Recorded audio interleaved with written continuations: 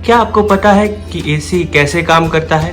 हमारे चारों ओर की दुनिया छोटे छोटे एटम से मिलकर बनी होती है। तो उन एटम का साइज क्या होता है और वो साइज कैसे पता लगाया जाता है? इस दीवार में कितने एटम्स होंगे? माइक्रोवेव ओवन में खाना कैसे जल्दी गर्म हो जाता है? खाली कुकर को गैस पे चढ़ाने से क्या होता है? और कुकर खाने को जल्दी कैसे पका देता है? फ्रिज खाने को कैसे ठंडा रखता है? नल से पानी गिरते समय जैसे जैसे ये नीचे जाता है तो इसकी धार पतली क्यों होती जाती है? आसमान में बादल कैसे बनते हैं और इनसे बारिश कैसे होती है? सनसेट और सनराइज के टाइम सन का कलर चेंज क्यों हो जाता है? जूडो के इस थ्रो में फिजिक्स के कॉन्सेप्ट का क्या रोल है? तो फिजिक्स के रेगुलर सिलेबस के साथ साथ हम स्टार्ट करने जा रहे हैं एक नई सीरीज़ जिसमें हम अपने आसपास की दुनिया को और बेहतर तरीके से जानेंगे। और इस वीडियो सीरीज़ का नाम है गेट स्मार्टर एवरी डे।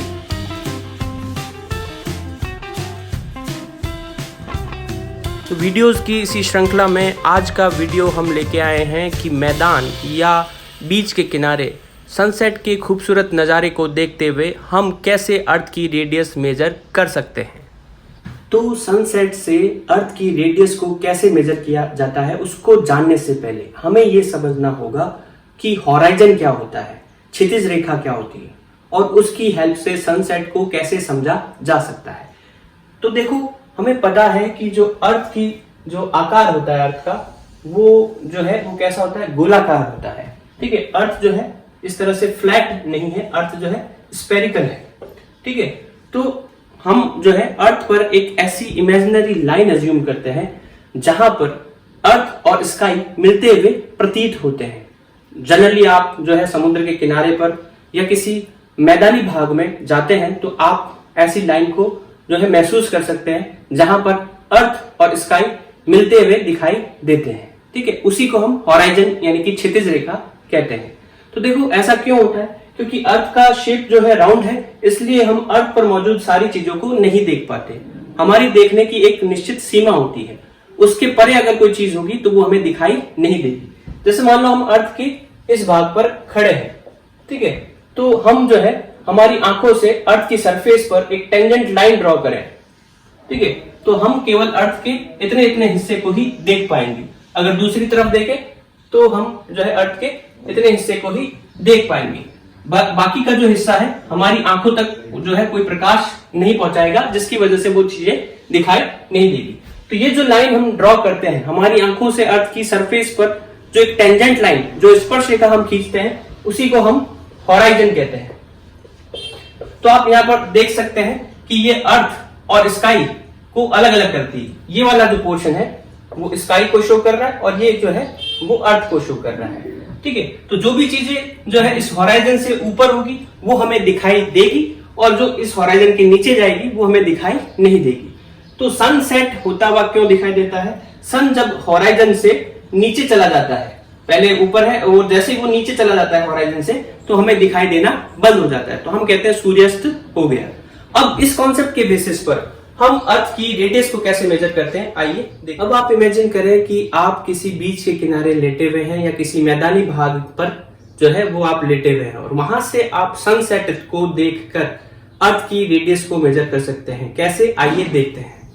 तो मान लो ये हमारी अर्थ है, अर्थ में हम यहाँ कहीं लेटे हुए हैं और यहाँ से हम सनसेट देख रहे हैं। तो सनसेट कब दिखाई देगा? जब सन हॉराइजन के नीचे आ जाएगा।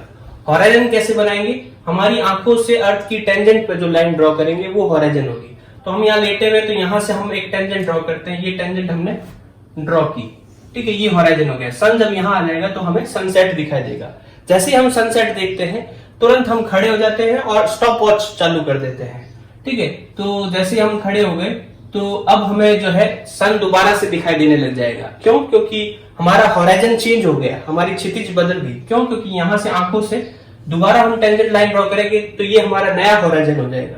तो सन अब हॉराइजन के ऊपर आ गया तो हमें दोबारा सन दिखाई देने लग जाएगा।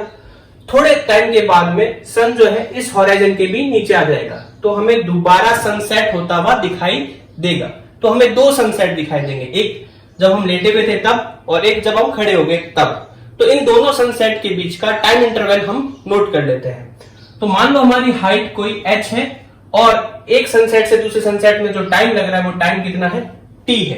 ठीक है, अब इस डेटा के बेस पर हम अर्थ की रेडियस मेजर कर सकते हैं। कैसे, आइए देखते हैं। देखो ये अर्थ का सेंटर है, यहां से हमने ये लाइन ड्रॉ की, ये अर्थ की रेडियस हो जाएगी। यहाँ ये लाइन ड्रॉ की, ये भी अर्थ की रेडियस हो जाएगी। तो आपको देखो एक ट्राइंगल बनता हुआ दिखाई दे रहा होगा, यहाँ पर ये एक ट्राइंगल बनता हुआ दिखाई दे रहा होगा। इसको O पॉइंट दे दे, इसको A नाम दे दे, इसको B नाम दे दे। तो यहाँ पर आपको एक ट्राइंगल OAB दिखाई दे रहा है। तो इसमें हम सिंपल ज्योमेट्री के रूल लगाकर जो है वो रेडियस को मेजर कर सकते हैं। ये ट्राइंगल आपको दिख रहा होगा कि ये एंगल जो है 90 डिग्री का, यानी कि ये एक राइट एंगल ट्राइंगल है, समकोण त्रिभुज है, जिसमें हम पाइथागोरस थ्योरम लगा सकते हैं। तो इस डिस्टेंस को अगर हम d मान ले, A से B तक की जो डिस्टेंस को अगर हम d मान ले, तो पाइथागोरस थ्योरम से हमारे पास क्या रिजल्ट आएगा, ये 90 के सामने हाइपोटेनस कर्ण हो गया, जो कि कितना है, r प्लस एच। तो r प्लस एच का स्क्वायर मतलब हाइपोटेनस का स्क्वायर इक्वल टू बेस का स्क्वायर प्लस परपेंडिकुलर का स्क्वायर, तो R square plus D square.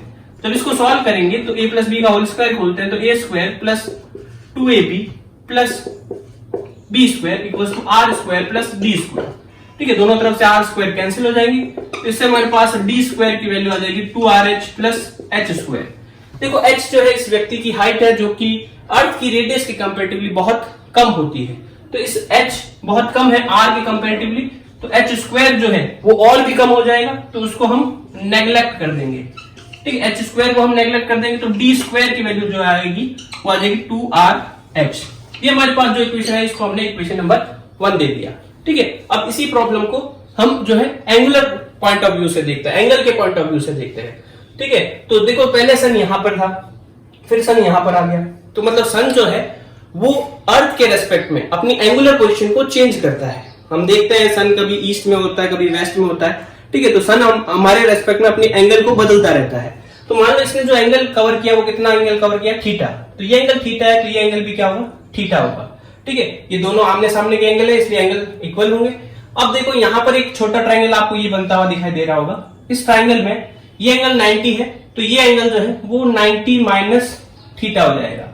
अब देखो ये एंगल 90 माइनस थीटा है, ये 90 है, तो ये बड़े वाले ट्राइंगल में OAB में तीनों कोण 180 के होते हैं, तो ये दोनों हो गए 180 माइनस थीटा, 90 और 90 माइनस थीटा जुड़कर हो गया 180 माइनस थीटा।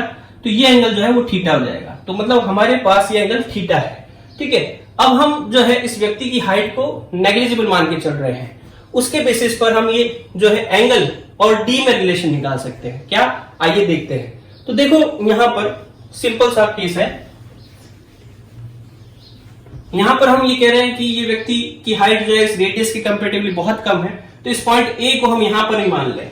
ठीक है, तो ये दोबारा मैं ड्रॉ करूं तो ये पॉइंट है बी और ये पॉइंट ही ए हो जाएगा। जो व्यक्ति का सर था उसको मैंने यहां मान लिया, और ये अपने पास एंगल है थीटा। ठीक है, ये एंगल थीटा है। तो ये जो ए बी की जो लेंथ है वो ए बी की लेंथ यहां पर कितनी है, डी है। ठीक है, ये ही डी है और ये आर है। तो आप जो है एक आर्क के लिए एंगल और रेडियस में रिलेशन निकाल सकते हैं। आपको पता है सिंपली कि जो आर्क है यानी कि चाप जो होता है वो एंगल इंटू रेडियस होता है। तो डी को हम सीधा लिख सकते हैं थीटा इंटू आर। ठीक है, पहली इक्वेशन हमने निकाली थी D square equals to 2rh। अब डी की जगह पर आप आर थीटा लिख सकते हैं। तो इन दोनों इक्वेशंस को कंबाइन करो आप, तो आपके पास क्या इक्वेशन बनेगी, तो आप यहां पर ये लिख दोगे, फर्स्ट इक्वेशन में वैल्यू पुट कर दोगे, तो R square theta square equals to 2rh। अब देखो एक आर से आर कट गया, तो हमारे पास जो आर का फॉर्मूला बना वो बना 2h upon theta square. 2h, h क्या है, व्यक्ति की हाइट है जो हम इजीली मेजर कर सकते हैं। हम अगर किसी तरह से ये एंगल थीटा मेजर कर पाए तो हम अर्थ की रेडियस निकाल सकते हैं। तो अब हम इस एंगल थीटा को जो है टाइम t के टर्म्स में लिखते हैं। कैसे, देखो हमें पता है कि सन जो है वो पूरा एक राउंड लेने में, अर्थ के रेस्पेक्ट में पूरा एक राउंड लेने में जो है एक दिन लेता है। मतलब जहां पर सन की पोजीशन हमें अभी दिखाई दे रही है, वापस वही पोजीशन पर आने में उसको पूरा एक दिन लग जाता है, यानी कि 24 घंटे लग जाते हैं। ठीक है, तो उसके बेसिस पर हम ये एंगल थीटा मेजर कर सकते हैं। कैसे, आप देखो कि वो 24 घंटों में, 24 आवर में जो है कितना एंगल कवर करता है, 2 पाई एंगल कवर करता है। तो एक घंटे में कितना एंगल कवर करेगा, 2 पाई अपॉन 24। ठीक है, एक सेकंड में कितना एंगल कवर करेगा, 2 पाई अपॉन 24। इस आवर को हम सेकंड में कन्वर्ट कर दे तो 3600 से हम डिवाइड कर देते हैं। ठीक है, इसको सॉल्व करें तो ये आ गया π/12 और ये 1/3600। ये अपने पास जो है वो रेडियन में एंगल आ गया, 1 सेकंड में वो इतना एंगल कवर करता है सन। ठीक है, तो यहां से यहां तक आने में उसको t सेकंड का टाइम लगता है, तो एंगल थीटा जो है वो कितना हो जाएगा, π/12 1/3600 इंटू t, ये थीटा की वैल्यू हो जाएगी। ये इक्वेशन नंबर 4 हो गई। अब इक्वेशन 4 से इक्वेशन 3 में वैल्यू रख देते हैं, तो हमारे पास जो रेडियस का फॉर्मूला आया था वो आया था 2h/θ²। तो ये वैल्यू जो है वो हम यहां पुट कर देते हैं। ठीक है, और फिर हमारे पास जो है रेडियस का फॉर्मूला बन जाएगा। तो हम हाइट और टाइम की वैल्यू रखकर, हाइट इस व्यक्ति की जो भी हाइट है और जितना भी इसको एक सनसेट से दूसरे सनसेट में जितना टाइम इसने मेजर किया था वो वैल्यू रख दें, तो हमारे पास रेडियस आ जाती है। तो इस व्यक्ति की हाइट अगर 1.7 हो और टाइम जो उसको लगता है वो एक सनसेट से दूसरे सनसेट में 11 सेकंड का लगता है, तो यहां पर मेजरमेंट करने पर हमारे पास जो रेडियस आएगी वो आएगी 5244 किलोमीटर। ठीक है, यानी 5244 किलोमीटर, जो कि अर्थ की एक्चुअल रेडियस जो होती है 6400 किलोमीटर, उसके आसपास ही है। मतलब अगर हम इसमें एरर देखें तो कोई 18 से 20% का एरर होगा, क्योंकि हमने बहुत सारे अप्रोक्सीमेशन माने हैं और बिना कोई इंस्ट्रूमेंट के हमने ये मेजर किया है, तो ये काफी अच्छा रिजल्ट है। तो ऐसे ही इंटरेस्टिंग फैक्ट्स के साथ आपसे मिलते रहेंगे इस सीरीज में। तब तक के लिए stay home, stay safe and keep study.